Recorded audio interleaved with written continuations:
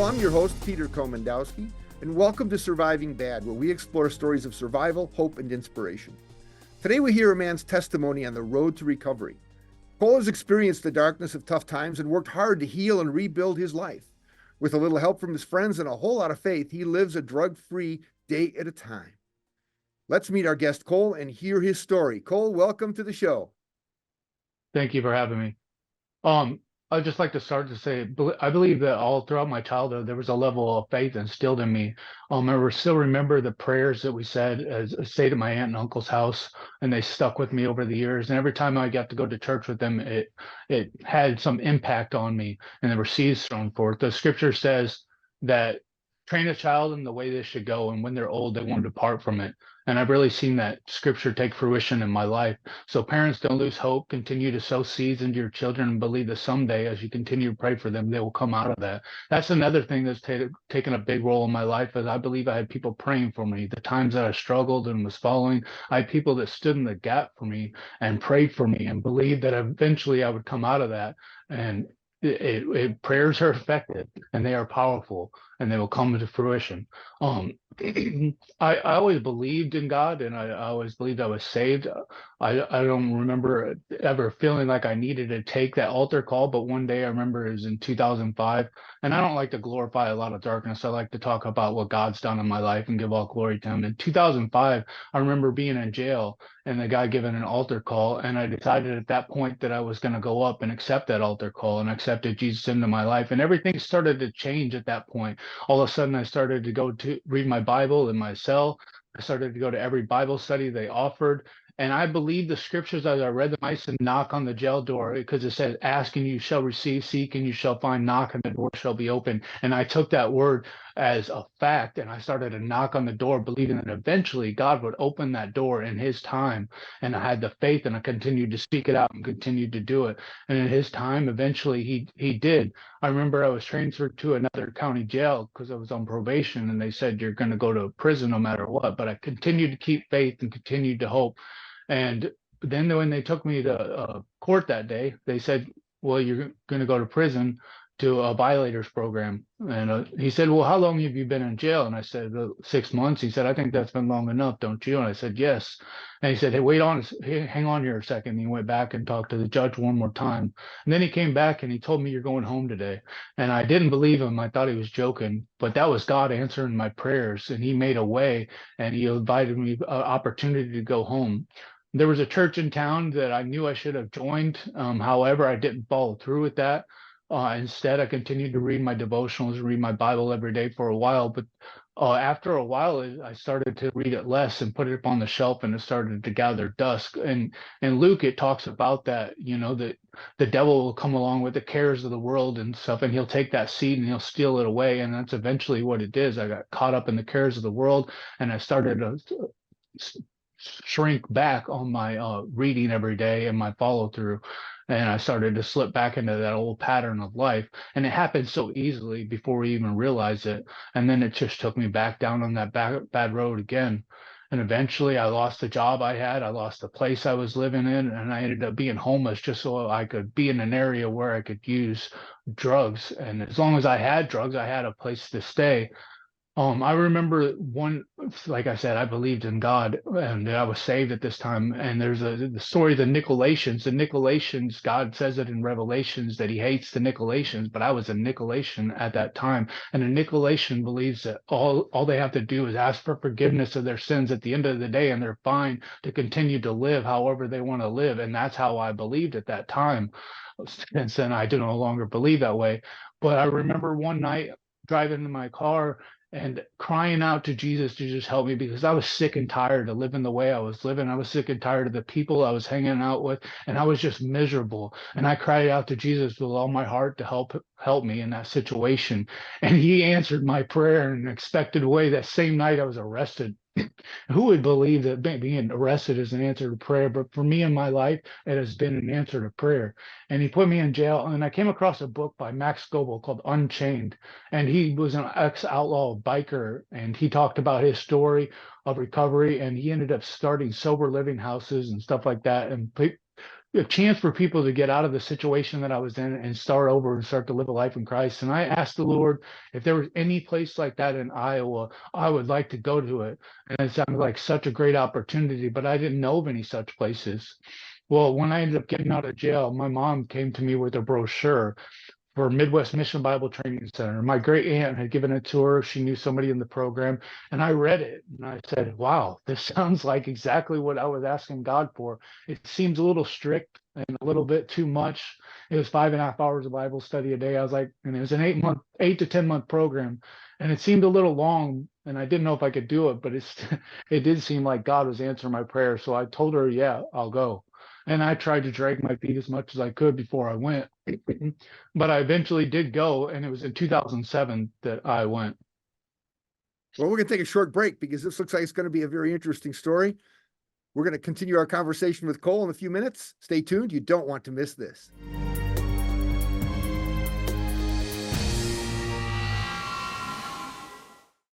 Malware and bots and worms, oh my. The wild, wild web can be a scary and complex place. And as our digital world expands, so too are the threats. Watch out, Trojan horse. That's why at Mediacom, we take security very seriously and monitor our networks around the clock to stop threats before they can affect you. Not today, rude kid. Not all internet is created equal. We build ours to keep you connected and protected. Watching MC22 is now easier than ever before. All Mediacom customers can watch local programming online anytime. Go to mc22.net, click Watch MC22, and log in with your Mediacom account. Not a Mediacom cable subscriber? Mediacom internet or phone subscribers can watch too. Your local programming leader, MC22, online at mc22.net/watch. If I could go back and change it all, I would. I think I'm gonna miss you the most. I'm sorry. I'm so sorry. I'm so sorry. Maybe it's just the little moments. If I could go back and change it all. If I could go back, I would. But I can't.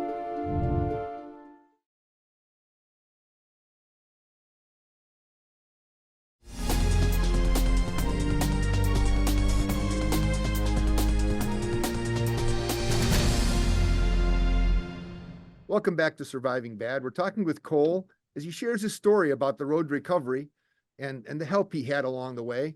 But we're going to take a little step back to talk about growing up as a kid and what some of those temptations were and how those choices impacted his life, and maybe show a little bit of insight for some of us to know what choices to make when we're faced with similar challenges. Cole, what was it like growing up for you?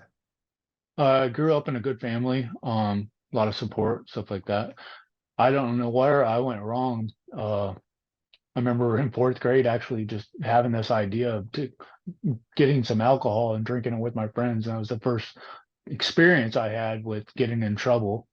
I ended up getting in trouble at school for having alcohol and stuff like that, and had to take some alcohol classes. So it's kind of early on. Later on, I remember in middle school, I was actually one of the last kids in my grade to try marijuana. And then I was kind of peer pressured into trying that, and everybody was surprised I hadn't done it yet. But I kind of just fell along in line with the guys I was hanging out with and got into that.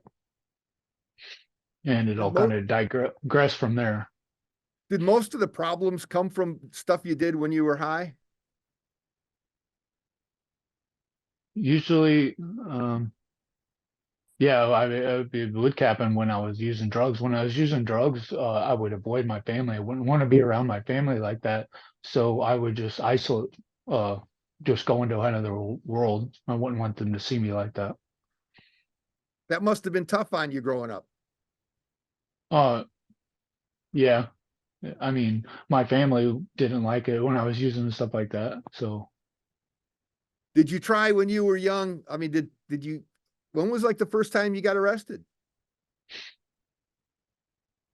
Well, like I said, I had some trouble when I was a kid. I was kind of rebellious, and when I started hanging out with that crowd, I actually started getting in trouble with the cops when I was like middle school, and you could say arrested, but taken to the jail and given a ticket and stuff like Yep. that, and then let go. When I turned 18, I had a lot of trouble in high school with the cops as well. But like I said, they can't arrest you. I got tickets and taken home or something like that. And when I turned 18, I took a little while before I got in trouble with the cops. And that first time I got arrested, it was kind of a shock. I got to And my say, mom, it's a brave I was thing going, for what you're doing. I mean, it takes a lot to share your story so other people can learn from it. And I don't mean to put you on the spot.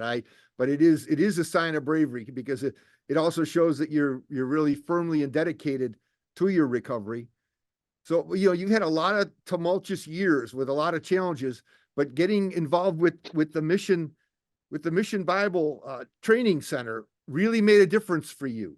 How did that connect with you when you did it? that was when I look back just recently, back in 2020 or so, 2021, I thought about the thing that had the most lasting impact on my life was the time when I went to Midwest Mission Bible Training Center, because I've tried treatment and I've tried other things before. I remember when I was 17, I went to treatment in Cedar Rapids for a while to ASAC, and I've been through the outpatients, and none of those things seems to work. The only thing that took any effect on my life was the time I went to Midwest Mission Bible Training Center. What kind of stuff did they do that sort of connected with you? Well, I mean, it wasn't so much focused on the using and stuff like that. It was really taking you out of that environment, placing you in a new environment, and uh, really it's discipling you. You begin to develop a relationship with Jesus Christ, and you begin to how to walk out that relationship, and it gives you structure in your life, and it teaches you a new way to live, and it just trains you up, and it just changes you into a new creation. The word said, anyone who is in Christ Jesus has put the old things in behind him and become a new creation in Christ Jesus. And that really happened. Yeah, I can tell that you're really trying to put the old life behind you. Yeah. How many friends? I mean, did you lose a lot of friends going from the old life to the new life, so to speak? Well, right now, yes, you could say I have, and in different times in my life when I'm walking in victory, you lose those friends. The word says bad company corrupts good character, and that is true. You can't expect to go into those same environment and hang out with those same friends and not fall into that. I fell into that trap before. You think you can still talk to them, you think you can be the same, walking in victory, walking in recovery, while you're hanging out with them, and then eventually it pulls you in. It's just a trap, and it's caught me so many times. So now I try to guard myself and not allow that to happen. So when you how many times have you been through sort of a treatment and recovery? Has it been like 2, 3, 5, 10? I mean, what's it like?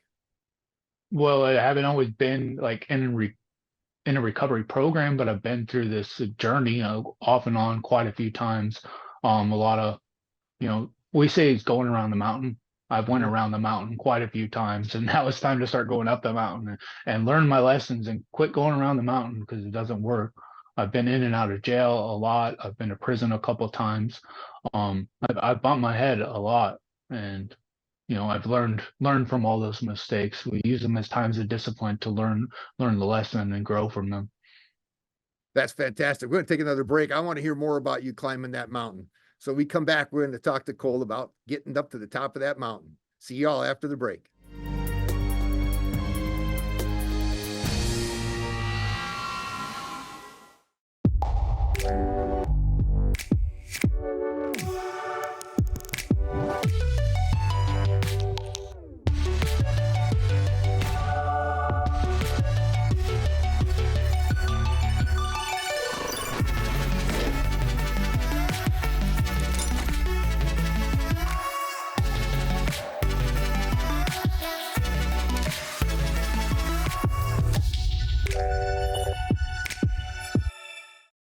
Watching MC22 is now easier than ever before. All MediaCom customers can watch local programming online anytime. Go to mc22.net, click Watch MC22, and log in with your MediaCom account. Not a MediaCom cable subscriber? MediaCom internet or phone subscribers can watch too. Your local programming leader, MC22, online at mc22.net/watch. Rangers. You told me not to cross the street without looking both ways. You told me not to touch the stove. You told me not to do drugs. You told me not to drink and drive. You gave me so many messages about how to stay safe. Why didn't you keep me safe by properly storing your gun?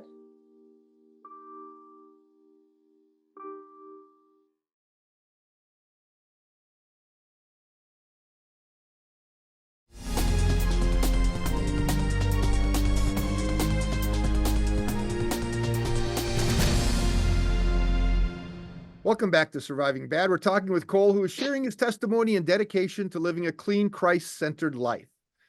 Cole, you talked about your experience at the Mission Bible Center. And you were there more than once. I mean, you were there a few years ago. What was that like? Yeah, I originally graduated in 2008, and it made a difference in my life. That's where I came into contact with my spiritual father, Kenny Mervin, and he was a teacher there. He used to teach Celebrate Recovery there every other week, and I began to develop a relationship with him. The first time I went through the program, I would come to on my weekends off. We get one weekend off a month. I would come and I would go to Celebrate Recovery in Waterloo at the Celebration Church with him. And then it just ended up working out to where I was able to ride back with him and Sharon and come back for my weekends off. And then so after I graduated the program, I got involved with him and Sharon, and I just linked up with him and I got plugged into the church. He helped me get involved with the soundboard. It was important to get plugged in and involved in the church. And he just took me under his wing and started to mentor me. And I started to go back with him to the mission to visit every other week. And he actually gave me the podium to help teach Celebrate Recovery lessons and stuff like that. And then when I ended up falling off, this was like 2 or 3 years later, he always tried to get me back to the mission, and he was a large role in getting me back to go back when I went back in 2021. You know, when I know Kenny and Sharon, and they've been on the show sharing their testimonial, and he's dedicated. Yes. When he invests in you, he puts his heart and arms around you and loves you like no other. How many, I mean, was it really down to the bottom of the barrel in terms of the number of people you could count on in that time? I could always count on Kenny. I call him my dad. I didn't know my earthly father, but Kenny has always kind of filled that role. God brought him along in my life to play that role. He had lost contact with his son through his addiction and stuff like that, and God just kind of and then we, you know, at the cross, Jesus said, "This is your mother and this is your son." Now it's kind of like that. God just grafted us in to become a father and a son. And yes, he has been my support team all throughout it.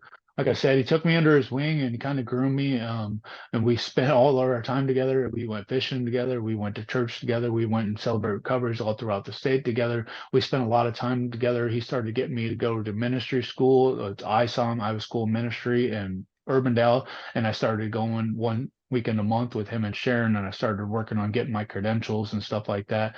A disappointment happened in my life somewhere along there. That's why I eventually fell that first time, because I was walking in victory and doing the things of the Lord for a long time. And there happened to be a disappointment that happened in my life that I never dealt with. And it was a wound. I didn't even realize it was a wound until somebody brought it up to me later on. But I had questioned, I thought I heard God on whether or not this woman was supposed to be my wife or not. And then she fell away and fell back into darkness. And so that relationship wasn't there anymore. And I felt like maybe I didn't hear God, and I started to question it. And it didn't happen right away. It's something that happens gradually, and it started to affect me. And maybe 6 months down the road, then all of a sudden a doorway was opened up, for a compromise. And I made a compromise. And then a week later, after making a compromise, another doorway opens a doorway and a foothold to the devil. And when I first relapsed, it was actually by accident. I drank some Mountain Dew that was in the refrigerator. I thought it was an old Mountain Dew I had in a 1 liter, and I grabbed it out and drank it, and then ended up having vodka. And then my cousin was there, and he had put vodka in this Mountain Dew. And so I thought there went 3 years of sobriety all down the drain. And I didn't reach out to Kenny. I didn't reach out to my support team. I let the shame and the guilt drive me away. And I figured if I just lost my sobriety, why not just, go ahead and drink? And I went out and hung out with some girls and they were drinking. It looked like they're having a good time. And I figured if they're having a good time, I just lost my sobriety. I might as well drink. And it took me forever to take that bottle and bring it up to my mouth. I fought it for a while, but eventually I gave in and it all went downhill after that. A week later, I was in a car accident, almost died. Kenny came to the hospital. People from the church, brothers and sisters, came to the hospital and they showed me love, unconditional love. They played worship songs for me and they loved on me. But for some reason, I wasn't able to get out of that downward spiral I was in. It just continued to suck me in. And I allowed the shame and guilt to have its way in my life. And I tried to go back to sober recovery. It wasn't working. And I fought that for a long time. And eventually I just digressed back into that backward. My contact with Kenny kind of just slowed down. I stopped meeting with him. I stopped going to the church and stuff like that. And I started to go back into that old life pattern. Eventually I lost my job and went back into using drugs and stuff like that until then. And I remember it was a summer. I ended up homeless. Somebody taught me how to manufacture meth in order to survive. So I started doing that, and I just had this thought. God had a call on my life. Eventually, He'd rescue me out of that. Oh, He sent ways to rescue me out of that. I just didn't take the lifelines. Kenny actually called me and wanted me to meet up with him to have a lunch in Colfax. Well, I knew what that meant. He meant Teen Challenge. He was trying to get me out of that and he was extending a lifeline, and I just was too stubborn to accept it at the time. I still wanted to divulge in this darkness for a time and then come out of it. But God was sending me the opportunity then, and I just didn't seize it. And then it passed. Eventually I was arrested and faced consequences. Kenny was still there to support me. He came to see me in jail all the time, as well as my chaplain, and he continued to love on me during this time. He wrote character references to the judge. It was my first time facing prison in a large time, and they had all these character references. Kenny showed up at the church, but the judge didn't allow them to speak or anything like that. But really, I look at it, I don't look at that at the judge or anything like that. I look at it as God's discipline. I ended up getting a 30-year sentence and going to prison. This is in 2012. I had to do a 4.5-year mandatory. Like I said, Kenny continued to show me support and continued to be there for me through that time. And during this time, I just accepted it finally as God's discipline. I continued to read the word. I started going back to church, and I really just started to adapt and get my life back on track. Kenny and Sharon came and see me my last year in prison and offered me an opportunity to stay with them when I paroled. And so 2016, when I paroled, I actually moved in with them and got involved back with the church and was able to start living back in victory. All right, we're going to take a short break. We come back, we're going to ask you to share some comments, final comments, insights, and inspiration for our guests. See you all after the break.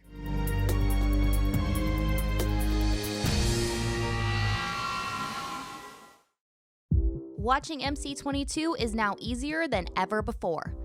All Mediacom customers can watch local programming online anytime. Go to mc22.net, click Watch MC22, and log in with your Mediacom account. Not a Mediacom cable subscriber? Mediacom internet or phone subscribers can watch too. Your local programming leader, MC22, online at mc22.net/watch. Not all internet is priced this good. Switch to Extreme and go super fast for as low as $19.99 a month for a year. Oh yeah! Hook up your home with powerful Wi-Fi, 99.99% reliability, and speeds that are FCC proven to be faster than advertised. Not all internet is priced this good. Switch today and get speeds starting at 100 meg for as low as $19.99 a month for a year. Call 844-EXTREME2 for details. I don't remember how it started. Go to that. Oh boy. Our back and forth. It always came back. Dad! You probably don't remember what you told me, That was perfect. but I heard every word.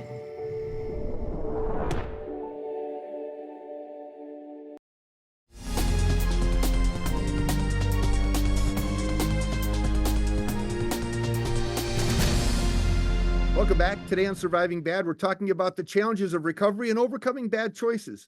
Let's hear what insights and inspiration our guest Cole has to share. Cole, you're finally on the right track. Talk about some of these things that have worked this time and how things are getting better.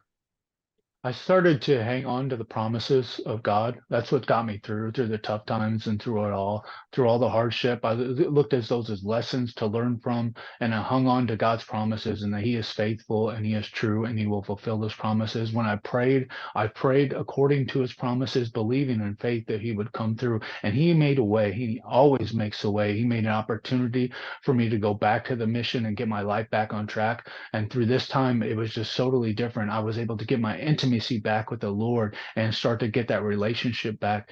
And I started to go through the program. I ended up staying on for staff training and working with the residents, and God really groomed me and developed me. And to be a true follower of Him, I started to pour into other people with all the things He had given to me, because what good is it if I just hang on to the things He's given me for myself? It was time for me to share that.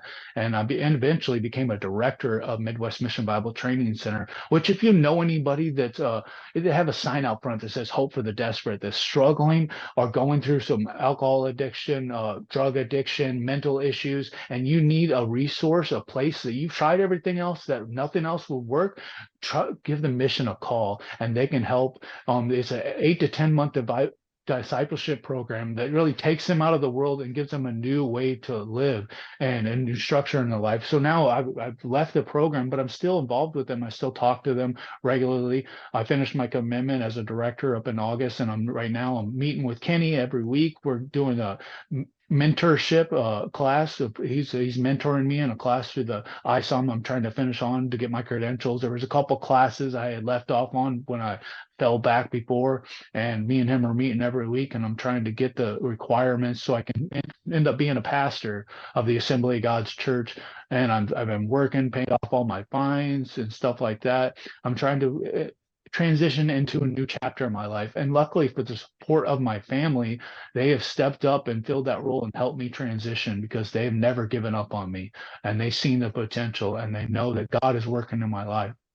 And all glory goes to God. God bless you, man. What a great story. Again, it's very brave of you to share it all with us, and I appreciate it. And thank you all for watching today.